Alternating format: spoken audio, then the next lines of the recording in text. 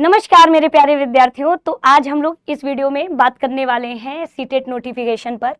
तो जैसा कि कुछ दिन पहले ही मैंने एक वीडियो के माध्यम से आपसे कहा था कि सीटेट जुलाई 2026 की जो सर्किल वाला एग्जाम होगा, तो ये आपका फॉर्म हमने आपको पहले भी कहा था कि जो फॉर्म है वो अगर मई में आता है ना, मई में आता है तो मान के चलिए कि जून जुलाई यानी कि आपको कम से कम 2-2.5 महीने का समय है ना मिलेगा। ठीक है, तो जैसा कि आपकी जो परीक्षा है अगर मई में, मैंने आपको पहले भी बोला था कि यदि मई में है ना, मई में फॉर्म आता है तो मई तो आज मान के चलिए कि यदि मई में नोटिफिकेशन आता है मई लास्ट तक भी, तो प्रॉपर आपको 2 महीने समय मिलेगा, प्रॉपर 2 महीने समय मिलेगा आपको।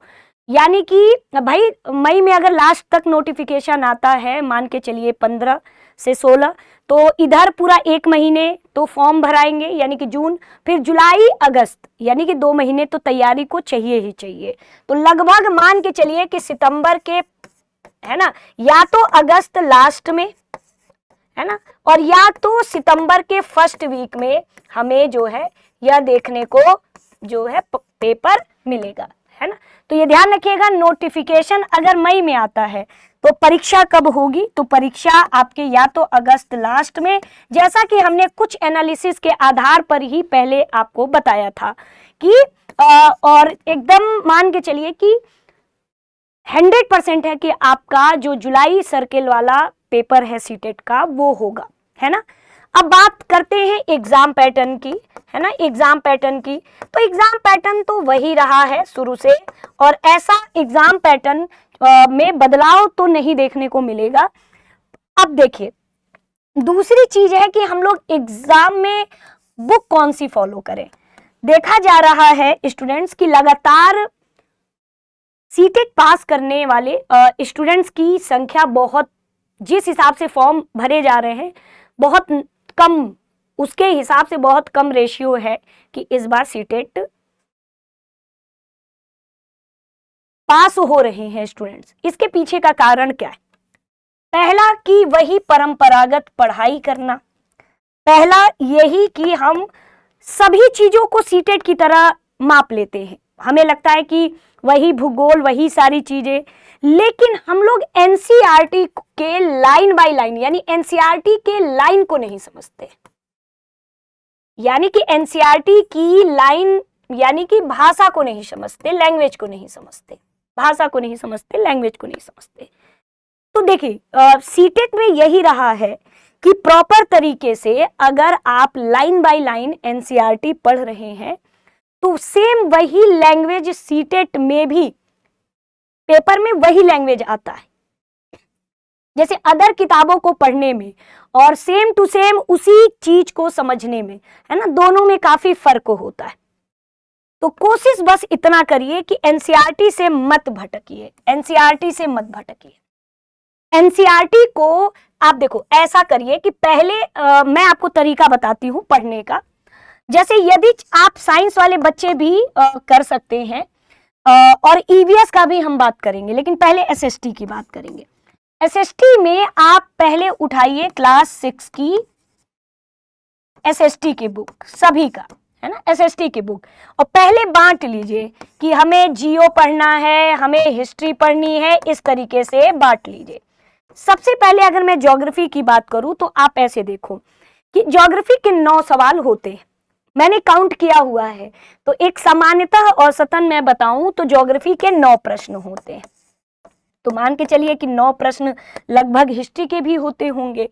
अब जैसे ऐसे तैयारी करिए कि जैसे 9 प्रश्न आपने देख लिया, तो पहले क्लास 6 की एसएसटी पढ़ लीजिए, पूरा पूरा पढ़ लीजिए, और फिर आप देखिए कि जो प्रश्न पूछा है क्या वो एसएसटी के क्लास 6 में वो क्वेश्चन, मतलब वो चैप्टर है, अगर है तो कहाँ है।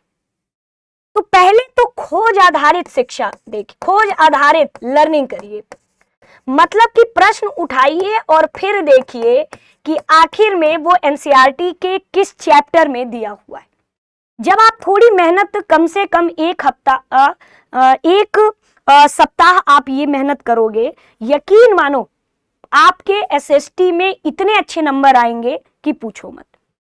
तो बस आपको इतना करना है कि पहले तो आप ये याद कर लो कि क्लास 6 में कौन कौन से चैप्टर हैं, क्लास 7th में कौन कौन से चैप्टर हैं, क्लास 8th में कौन कौन से चैप्टर हैं, और कोशिश करो तो वही पुरानी एनसीईआरटी ही पढ़ो।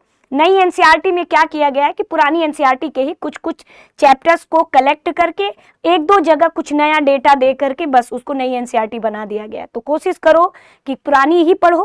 क्लास 6 में, जैसे क्लास 6 में पहला ही है सौरमंडल वाला, तो आप देख लो कि सौरमंडल से जैसे कई क्वेश्चन मुझे याद आ रहा है कि जैसे उसमें लिखा था कि सभी ग्रहों के उपग्रह होते हैं, तो ये बात गलत है, सभी ग्रहों के तो उपग्रह नहीं होते। तो पहला ही चैप्टर सौरमंडल से है, तो सौरमंडल का पूरा छांट डालो, प्रीवियस ईयर पेपर ले आओ और देख लो कि सौरमंडल से रिलेटेड क्या क्या क्वेश्चन है।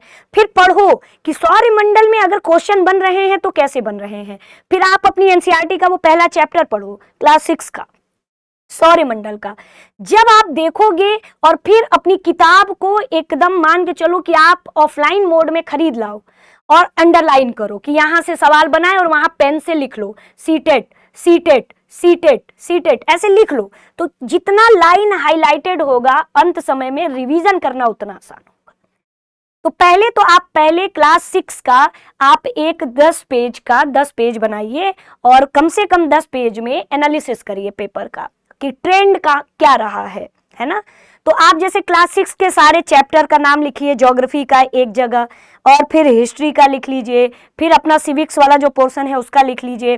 तो ऐसे में जब आप लिख लोगे ना पूरा, मतलब लिख लोगे, तो ये क्लास 6 का डेटा तैयार, फिर क्लास 7 का चैप्टर हिस्ट्री का, ज्योग्राफी का सारे चैप्टर वो डेटा तैयार, और फिर आपका ध्यान रखिएगा। तो आपको इसमें केवल एसएसटी में इससे ज्यादा पढ़ने की जरूरत नहीं है।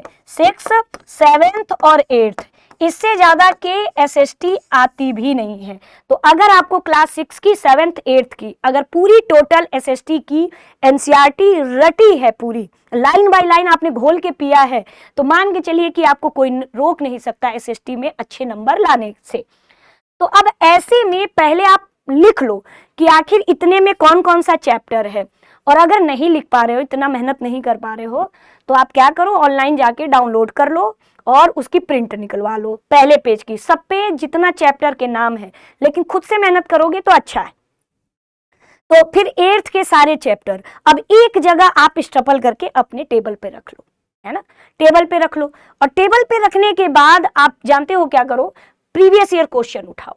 प्रीवियस ईयर क्वेश्चन में देखो कि अगर कोई कृषि से है, इसका मतलब कि क्लास 8th में है, कोई उद्योग से है तो क्लास 8th में है, कोई क्वेश्चन सोलर सिस्टम में है तो आपका क्लास 6 में है, कोई अमेजन बेसिन से है तो क्लास 7 से है ना। तो इस तरह से जब आप देखोगे ना तो मजा आ जाएगा, पढ़ाई में आनंद आ जाएगा।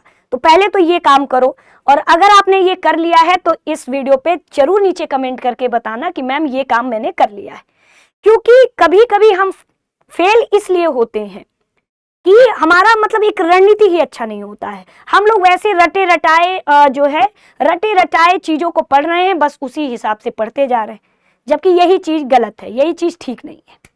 ठीक है, तो ये काम करो, फिर हम आपको ऐसे ही धीरे धीरे बीच बीच में आकर के हम गाइड करते रहेंगे। ठीक है, और हम खुद ऐसा सीरीज लेके आएंगे कि आपको कुछ करने की जरूरत नहीं है, बस चैनल पे नए हैं सब्सक्राइब कर लीजिएगा। बाकी हम अगले सप्ताह से नेक्स्ट वीक से हम खुद क्या करेंगे, 8 घंटा लेंगे और प्रीवियस ईयर क्वेश्चन के साथ जोड़ करके और क्लास 6 की से शुरू करेंगे एनसीईआरटी, और अलग अलग पार्ट में, जैसे पहले पॉलिटी, फिर ऐसे जियो, फिर आपकी हिस्ट्री, इसी तरह हम खुद स्वयं आपको तैयारी कराएंगे। ठीक है, और बाकी ऐसे ही जुड़े रहना चैनल से, हम खुद ऐसी रणनीति लेके आए। तो कुल मिलाकर के आपके पास सिर्फ 2 किताब होनी चाहिए। अभी मार्केट से जाके आप खरीद लीजिएगा, कोई साइड बुक नहीं, सब ऐसे ही होता है। ओरिजिनल क्लास 6 की बुक उठा लीजिए, 7th की बुक उठा लीजिए और 8th की बुक उठा लीजिए, रोज घोल के पीजिए। एकदम डेली पढ़िए, है ना। एसएसटी की उठा लाइए, साइंस के बच्चे हैं तो साइंस की उठा लाइए बुक इस क्लास की, और प्रीवियस ईयर क्वेश्चन, बस इसकी बुक चाहिए किसी भी पब्लिकेशन की, लेके आप पीवाईक्यू की उठा लाइए, बस इतना काम करिए, और कुछ उतना ज्यादा दिमाग नहीं लगाना है, बस इतना करिए। बाकी आप दृष्टि लर्निंग ऐप से भी जुड़ सकते हैं। सीटेट के कोर्स के बारे में जानकारी के लिए 8750187501 पे भी कॉल करके आप जानकारी प्राप्त कर सकते हैं। तो अब हम लोग मिलेंगे अगले वीडियो में, और बाकी हम एक बड़ी सी मैराथन लेकर के आने वाले 7 घंटे 8 घंटे की, जिसमें क्लास 6 की ये कोशिश करेंगे कि प्रीवियस ईयर क्वेश्चन के साथ साथ हम आपको करवाते हैं। ठीक है, तो बाय बाय एवरीवन, मिलते हैं नेक्स्ट वीडियो में।